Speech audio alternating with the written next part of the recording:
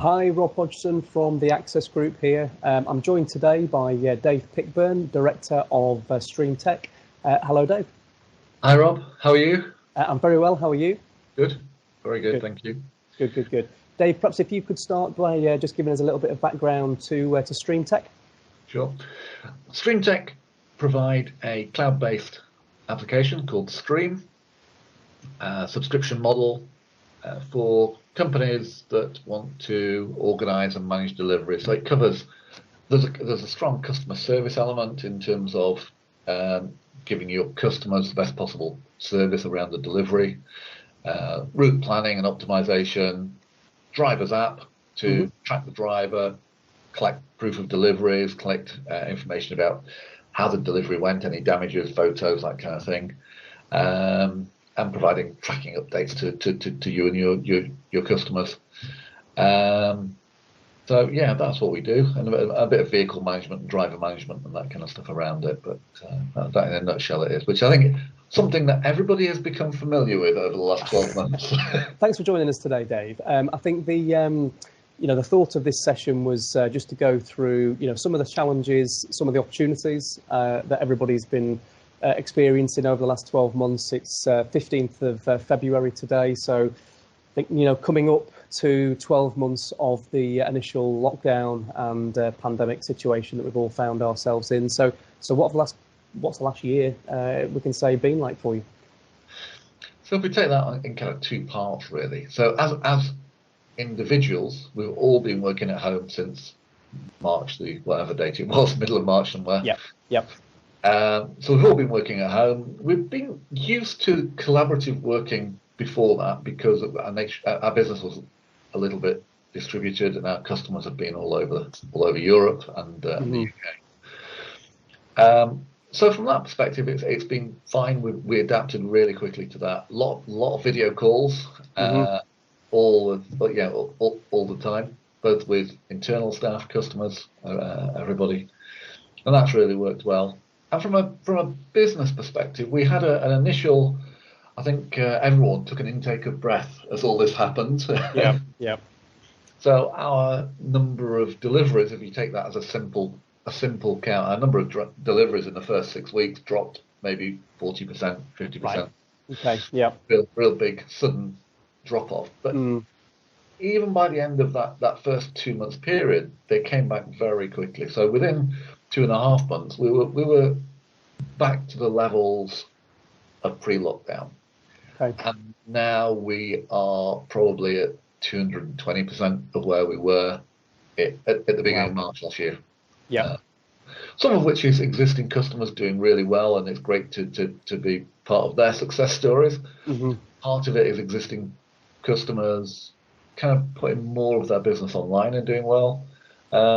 And there's new business in there as well. People who we've helped during this crisis to kind of be able to provide this kind of service, and it's just new business. But it's certainly not slowed down. We're busier than ever. I don't know about you. Yeah, no, that's interesting. I mean, I was just going to sort of come on to that actually. I mean, how did you find those early few months in terms of, are you a business that goes to see people's shiny fleet all lined up outside of a warehouse? Do you like walking around a yard and kicking tires? Is that what your customers expect? Hey, there is nothing I like better than actually walking around the yard and kicking tires, as you put it, seeing people's trucks, visiting people face to face, seeing the kind of the back end of their warehousing operations as things are leaving the building and being loaded on. Seeing those kind of operations is always interesting. But it's not something we did all the time. It's something we did from time to time, but not that often. And being honest, we tended to do it with the larger fleets, the bigger fleets. But already by March last year, I would say 70 or 80% of the people we were working with and were signing up, we already didn't see them face to face. Yeah, they were already implementing over video calls and over remote support. And in some ways, it's a lower commitment in terms of if you're interested, you want to have a look at something. If you're inviting someone to travel 200 miles and spend a day or two of their time coming to give you that hour's demonstration, that's quite a commitment. Yeah. If someone's on a video call with you for an hour, that's a much lower commitment. So and then you get the engagement earlier in the process as well. So yeah, it's a model we liked anyway. Yeah, makes sense. And have you seen your kind of implementation methods change at all through the last 12 months? We have.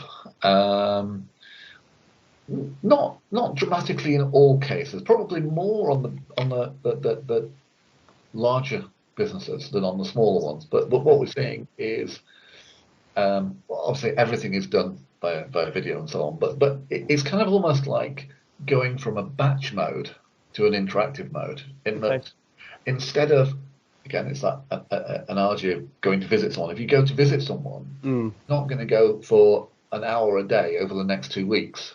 What you're going to do is spend a day or 2 days intensively on site and then leave.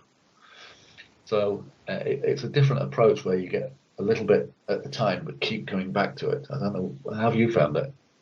Exactly the same. So I think what we've really found, actually, although I think there was some initial resistance from teams in warehouses who, I think traditionally we'd have thought, we are not going to be able to train large teams of people over video calls. But actually, what it's allowed people to do is book us in these smaller micro sessions, which means they can actually get on. We become less intrusive, actually. So I think the general feeling with a lot of these projects is that, it's a big commitment from both the vendor, as in the software provider, and also the people implementing the software. And by us doing things in either, half a day, even just half a days rather than full days, that's allowed people to implement software almost around their day job in a much easier way than if we were to turn up, as you say, for 2 days on site, where it's like, right, everything else has got to stop for 2 days. It also means if you come across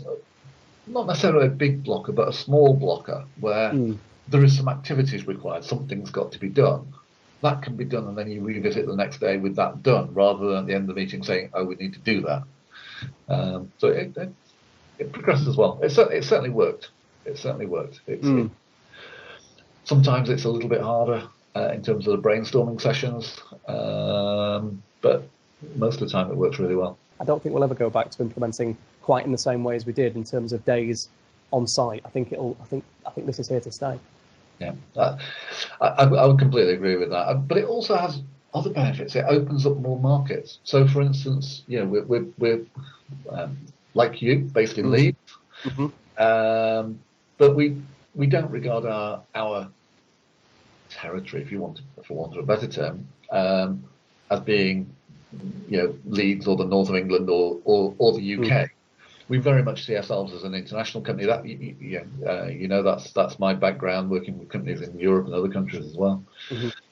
And because you can implement remotely, because you can do the pre-sales and the post-sales and the consultation and so on remotely, it makes it practical to work in a lot more geographic locations than perhaps we had in before. Yep, I completely agree. And I think in terms of what's happened, and obviously people suddenly accepting that things now happen over video calls and implementation happens over video calls, what have you found people's general adoption of cloud technology to be? I know obviously StreamTech is very pro cloud, but what objections, if any, do you get objections to people putting their information out there? Objections is perhaps the wrong word, but there is certainly concerns and inhibitors that we have to work with and work around. And it's sometimes it's multiple people we're dealing with, multiple people we're talking to. So it's things like there's a perception that if you can see the server that your application is running on, if you can touch it, then that must be more available and more secure and all these other things. And of course, I think we know how much effort and time and cost there is in making applications really secure, having them penetration tested, getting the certifications, having that high availability. So you've got to have the uptime. Yeah, yeah, absolutely, yeah. And it's one of the hurdles we come across time and again, where the security team or the head office or whatever it might be will come with a huge list of concerns and issues, but we've got through them every time. I think there's still sometimes that fear. It's a little bit like the electric car mentality of, what do they call it? Mileage fear or distance fear, or I think it's range anxiety. Thank you, range anxiety. That's exactly it. I think it's internet anxiety, and people being concerned about, well, what if I lose my internet? I lose my system, and then sometimes when you start digging into that, it's an emotional reaction, because it's like, well, when's the last time you lost your internet?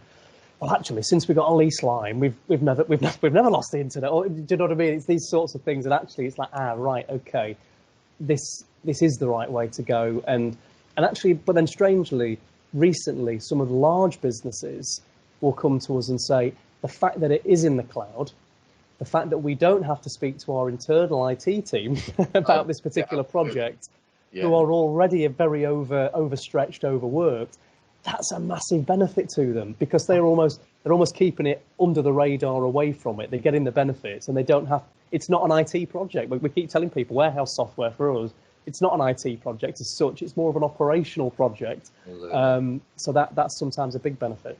So you become an enabler. Yes. Because they don't have to install the service. With our applications, at the heart of it is a lot of integrations and a lot of external communications. So whether that be email or text messages or integrations with mapping software, integrations with warehouse management systems. If you've got to manage the security and the IP addressing and everything around that internally, that becomes a big project. But it's kind of, we put the effort in, and it does take time to do it, but you do it once, and then everybody in the community gains from the things that are done. Yeah, and that's interesting, I think. And with that, I mean, integrations, again, it's the heart of what we do. There's like you, there's a lot. We're one cog in a machine, I think, a lot of the time, and especially our online e-commerce businesses, which have just obviously gone through the absolute roof. We are a small part of this ecosystem that people will need to, work as part of. And, they're not selling things on our platform. They're selling things on eBay and Amazon and Shopify and WooCommerce and all these other platforms. And we're a part of that. And again, like you're another part of that because of, transport and things like that. So it's that ecosystem really that we have to connect to. I couldn't agree more. And I think that's also been one of the trends of the last 12 months, that we've seen more and more people looking for an ecosystem of products. People that they want to know, who do you already know? Who do you already work with? Who are you already integrated with? Who do you consider reliable people to work with? And they want more than a simple integration. They want you're from a warehouse management background, and I'm from a transport environment, but they want, one day they would have wanted just push the orders from the warehouse management system into transport management system, so they know what they've got to deliver. And that at some level is okay. But what they really want now is much more of a conversation. So they want, push those orders from the warehouse management system into the transport system, so they know what you've got to deliver. They need to then plan what routes they're going to go on, which day they're going to go, and which vehicles they're going to go on. And then they need to tell the warehouse management system about that, so that the warehouse management system can in turn organize itself so that it picks and it prepares ready for those vans and ready for them to go. And actually, you can take it further than that. The individual put codes, the individual unique identifiers, can then flow back, the ones that have been picked, into the transport management system. So you've got that real traceability in those businesses that really care about that traceability. You've got that traceability all the way through the system, right to the point of delivery. Yeah, I think that's, I like that term actually. That it is a conversation between systems. I think that's the difference now, isn't it? And I think that's, to me, one of the biggest differences that, you know, cloud technology, web technology, you know, proper web-based REST kind of API tech. What do you see the next 12 months looking like from here on in for StreamTech? Always a hard question. You know, we hope and we expect we're going to continue to grow pretty rapidly over that period. We are really investing in we're investing in product development, continue to enhance and build the product out and bring in new functionality and features that our customers are looking for, whether that be around traceability, more complex operations, you know, or whatever. We're investing in those kind of things. We're investing in infrastructure. It's got to be secure. It's got to be reliable. Investing in security, just investing in the whole piece to bring that forward, to support the growth of the business, support the success and the growth of our customers as well. Who knows what's going to happen? I think e-commerce and the growth of the delivery market, both to homes and to businesses, is only going to continue to grow. I think the other thing we'll see over the next 12 months is that ecosystem we talked about earlier becoming more and more important. People are going to want systems that are having more conversations, and that will flow from all the areas of the business and round through that ecosystem and back, whether that's delivery management, warehouse management, ERP systems, multi-channel retail, the whole piece. We're going to have to integrate more and talk amongst itself more. I think there's a firm belief our side, you know, that this whole situation has definitely brought the general move towards e-commerce forward at least 5 years, but it was a general trend anyway. But, you know, is it going to revert? Are people going to go back to the high street? Who knows? I think there's obviously going to be a balance at some point, but I think things have probably changed. I think they have. And like I say, not just e-commerce, but B2B as well. I think the whole B2B e-commerce market is going to really grow as well. I think you're absolutely right. Yeah. Well, Dave Pickburn, thank you very much for joining us today and having a chat through, and very nice to see you, and good luck over the next 12 months. Thank you very much. As always, good to speak to you, Rob, and keep in touch. Thanks a lot.